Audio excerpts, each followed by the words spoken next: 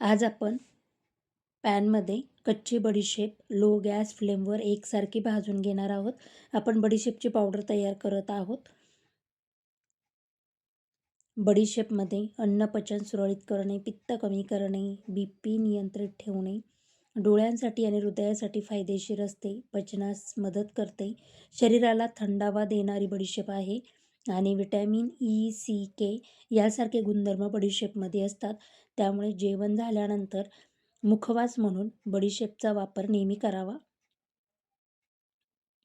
एकसारखी आपण ही बडीशेप 5 ते 7 मिनिटं भाजून घेतलेली आहे आणि आता आपण ही थंड करण्यासाठी एका बाउलमध्ये काढून घेऊया. 10 मिनिटानंतर थंड झाल्यानंतर आपण मिक्सरच्या भांड्यात काढून घेणार आहोत आणि मिक्सरला एकदम बारीक अशी पावडर तयार करून घ्यायची आहे. आपली बडीशेपची पावडर तयार झालेली आहे. तुम्हाला जर माझे व्हिडिओ आवडत असतील तर प्लीज लाईक, शेअर, सबस्क्राईब करा.